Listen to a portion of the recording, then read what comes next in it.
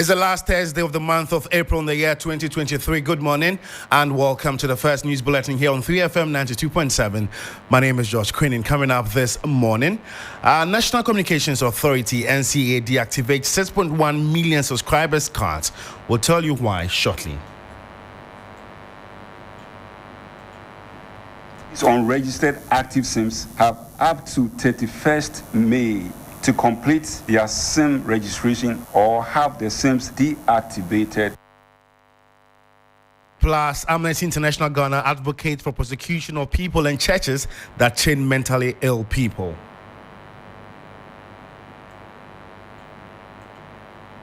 But arresting those people before prosecuting them so that we can have safe environment. And former legal advisor to Operation Vanguard, Air Captain Jamal Tonzwa, says they are invisible hands fighting the very people who are protecting forest reserves. My conviction that there is substance in what the professor has said is very high. My conviction is very high. We've got details of these and many more. If you stay with me for the next 15 minutes, my name is George Kwaning. We are also streaming live on all our affiliate stations and also 3news.com. And now let's...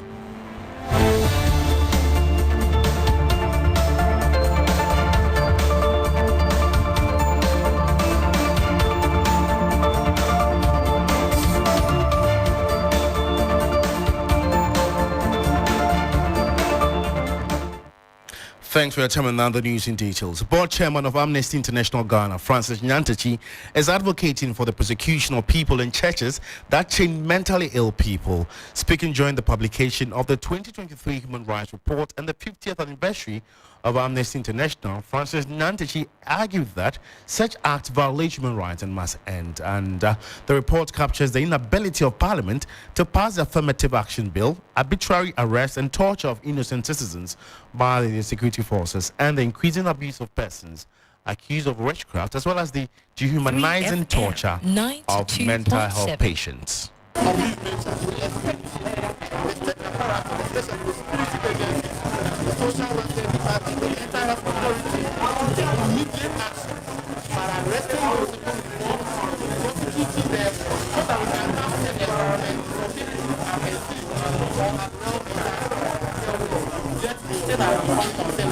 Very unfortunate. The states that are ready to take care of mental health patients they should help where it's from. Because if we are serious about human rights and we find ourselves as people of democracy, then there's a need for us to take care of the general population. Francis Nyantakyi is board chairman of Amnesty International Ghana. And now the National Communications Authority, NCA, has deactivated 6.1 million subscriber identity module SIM cards that have not been registered with a Ghana card since the inception of the mass SIM registration exercise.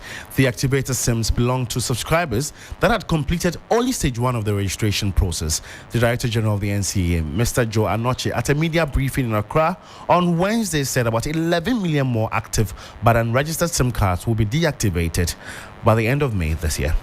The subscriber of these unregistered active SIMs have up to 31st May 2023 to complete their SIM registration or have their SIMs deactivated, delinked from the network. Subscribers who do not genuinely have Ghana cards will have to prove that they do not have Ghana cards to prevent SIMs being deactivated.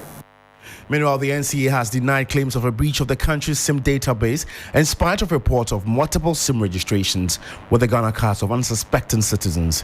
But speaking to 3FM, Ningo Prampram MP Sam George insists the system has been breached. If a citizen has had his Ghana card details used in the registration of a SIM card, two actions have happened. Personal information of a citizen has been taken without his permission and without his knowledge. And it's been used for the registration of a SIM card in a fraudulent and misrepresentation of ownership. You cannot, by any international standard, claim that there has been no breach of personal data. So the NCA clearly doesn't understand even what it means to breach, for there to be breach of data. But I know the people at the NCA, and I know their technical competence. They know. But they're refusing to accept what has happened. Sam George is Member of Parliament for Nigon Prampa and also part of the Communications Committee of Parliament. If you just tuned in, you're listening to news here on 3FM 92.7 with me, George Kwaning. More news this morning. A former legal advisor to the government's Galamsey clampdown Operation Vanguard, as Captain Jamal Tonzwa Seidu says, he has a high conviction that Professor Frimpong Boaten's report on key persons engaged in illegal mining could be true. Speaking to 3FM, as Captain Jamal Tonzwa said, there are invisible hands fighting against the very people who mean well by protecting the forest reserves.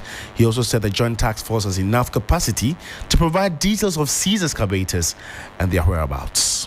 My conviction that there is substance in what the professor has said is very high. My conviction is very high. The point is that I joined the operation at a time that I had no views at all about what is going on. What I saw in the field, it's consistent with details of the report. It's curious that a forest reserve like the Apapama forest or the Kobro forest would have mining activities going on, and you would have a huge billboard that says reclamation and the forestry commission. And then, these are things that are in the public domain. Reclamation. But when you get onto site, it's actually illegal mining going on. Indeed, and these are in the public domain. He had as Captain Jamal Tonzwa Seidu, who is a former legal advisor to Operation Vanguard. And our Fitch Ratings has downgraded Ghana's long-term local currency issue at default rating to RD from CCC. Fitch has also downgraded CC from CCC and subsequently withdrawn the issue ratings on 5 local currency bonds issued prior to the domestic debt exchange. Fitch has affirmed the issue rating of local currency bonds issued on the completion date of the domestic debt exchange at CCC. Fitch has affirmed Ghana's long-term foreign currency IDR at RD, and Fitch typically does not assign outlooks to sovereigns with a rating of CCC plus or below. Fitch has also withdrawn the ratings of 5 local currency denominated bonds issued by the Republic of Ghana prior to the domestic debt exchange program, as they are no longer considered by Fitch to be relevant to the agency's coverage because Fitch no longer rates any local currency bonds issued prior to the domestic debt exchange. To other news, Health Minister Kwaning Main, who maintains his statement on the National Health Insurance Scheme has been misconstrued to suggest he said the scheme is not working by some persons. First, take a listen to the former President John Dramani Mahama, who demanded the resignation of the Health Minister. If you say a free National Health Insurance, and I want to tell the minister, he himself has admitted that he has failed.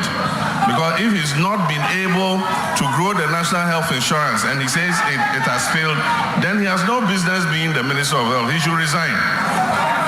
Because today, if you take the National Health Insurance card, you get nothing in the hospital.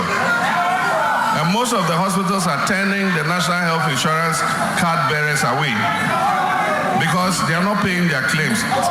The whole of this year into last year, all the treatment that National Health Insurance gave to the card bearers, they have not been paid for it.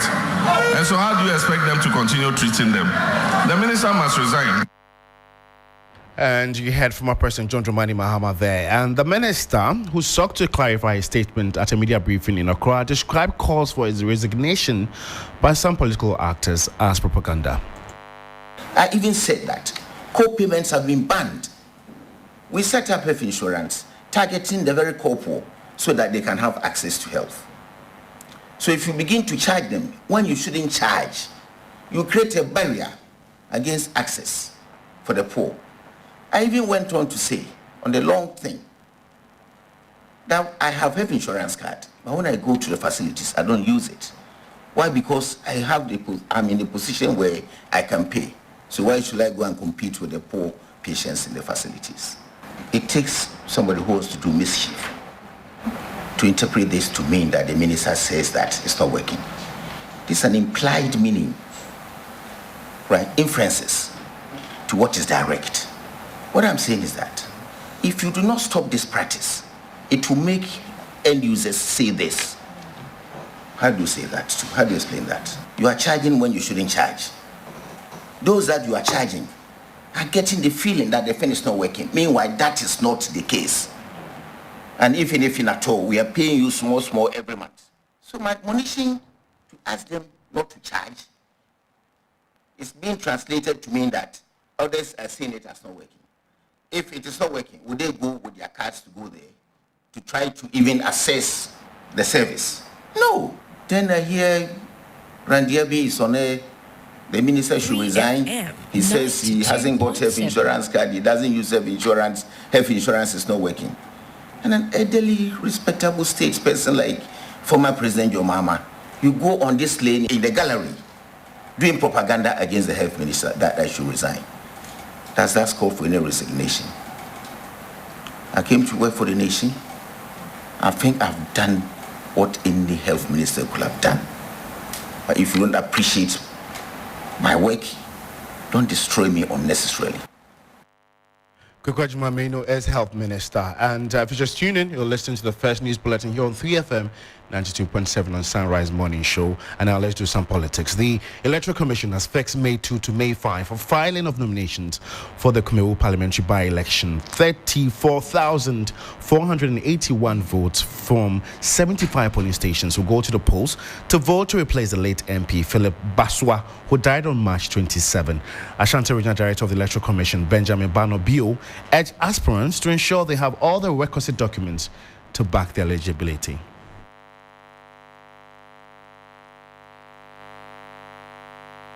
Law is clear on that. A candidate, anyone who wants to contest, should be a registered voter. It is not limited to the constituency, but should be a registered voter in the country. Then, you should either hail from that place or have stayed there for not less than 2 years preceding the last general election. And so, you may hail from that place, you may have stayed there for that period of time, then you qualify to contest there. But you must also be a registered voter. You heard the Ashanti Regional Director of the Electoral Commission, Benjamin Bano Bio. And now to the foreign front.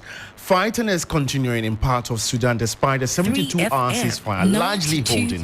Reports say there is no fuel and there's also lack of doctors. People are struggling to access food and money. Sudan's army chief has reportedly approved extending the ceasefire due to expire on Friday for 72 hours. Jin Abdel Fattah al-Burhan gave initial approval to the proposal from the Regional African Bloc and Intergovernmental Authority on Development. Reuters news agency has reported, and the proposal suggests sending envoys from the Sudanese army and rival group Rapid Support Forces to Juba in South Sudan to discuss the details.